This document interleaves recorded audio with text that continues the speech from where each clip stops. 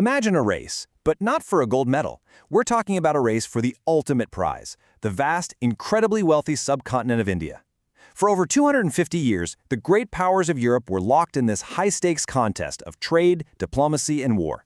So let's jump right in to figure out how one company, just one company, played the long game and ended up outmaneuvering every single one of them.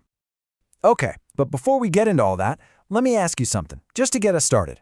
We all know the British were a huge force, but out of the four main European players, who do you think was the absolute last to show up to the party? All right, if you said the French, you nailed it. They didn't arrive until 1664. That's more than a century and a half after the Portuguese first set foot in India. And believe me, this timeline is so important. It really sets the stage for the whole incredible drama that's about to unfold. All right, so let's hit rewind. To really get how the British pulled it off, we've got to look at the guys who dominated the early game: Portugal and the Netherlands. This guy right here, he's the one who basically fired the starting gun on this whole thing, Vasco da Gama. In 1498, he pulled off what everyone thought was impossible. He sailed all the way from Europe down around Africa and landed in India, opening up a direct sea route for the spice trade. So for a good 100 years, the Portuguese were pretty much the kings of the Indian Ocean. They set up a huge base in Goa, they controlled the sea lanes, but their reign came to a super abrupt end in 1612, when a tiny English fleet completely wiped the floor with them at the Battle of Swally. A whole new era had just kicked off. But here's the crazy part.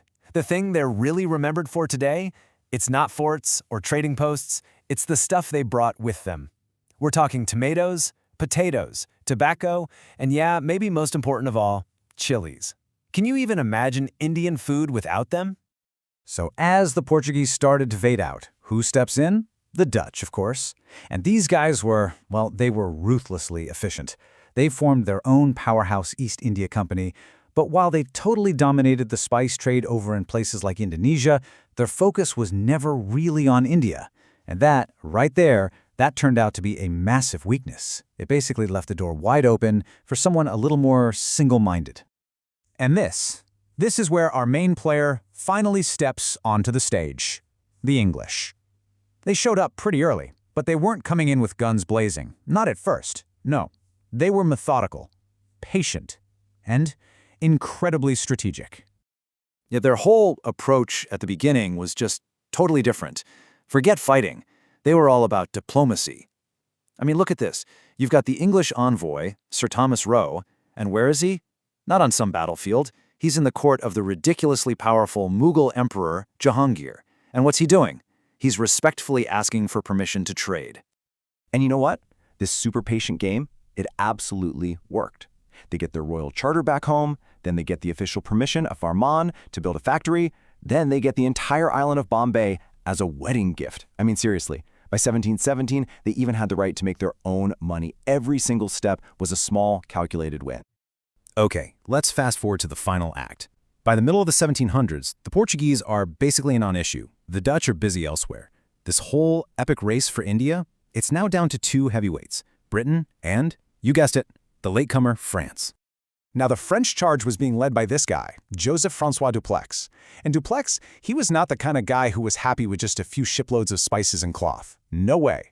He had a much, much bigger vision, a real French empire in India, and he was absolutely willing to fight for it.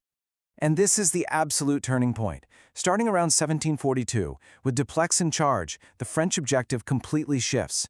This race isn't about profit anymore. It's about territory. It's about power. It's about pure imperial expansion. And that change put them on a direct collision course with the British. So what you have is two completely different ways of thinking, right? On one side, you've got the British playing the long game with diplomacy and trade, and on the other, you've got this new, aggressive French ambition for an actual empire. You just know these two visions were going to clash big time. And that rivalry, it just exploded. It led to three huge conflicts that we now call the Carnatic Wars. These were nasty proxy wars, all fought on Indian soil. The first one was kind of a draw, but in the second one, the British started to get the upper hand. And the third war, that was it. It was the decider, ending with the Battle of Wandiwash in 1760, which just completely crushed any French dreams of an Indian empire. So France was out of the picture. The race was finally over. But the big question is how? How did the British go from being just another trading company to the absolute undisputed rulers of a whole subcontinent? Well, the answer isn't just about winning battles. It's about having a killer strategy. And this, right here, is the most important thing to understand. The British victory wasn't just luck. They had a playbook, a repeatable, and frankly, a devastatingly effective playbook for taking over, bit by bit. And this was their cycle of conquest. It was so simple, but it was just relentless. Step 1, beat a local Indian ruler in a war. Step 2, force them to sign a punishing treaty. Step 3, just wait. Wait for the ruler to get weaker, break the treaty, whatever. And then step 4, repeat. Start another war, but this time from a much, much stronger position. They just ran this play again and again and again. But maybe their real masterstroke, their secret weapon, was this political tool called the subsidiary alliance. I mean, this thing was brilliant and kind of sinister. Here's how it worked. An Indian ruler would sign a treaty for protection, but the catch? They had to completely get rid of their own army, and then they had to pay the British East India Company to be protected by British troops. See the trap? Yeah, it was basically a trap disguised as a treaty.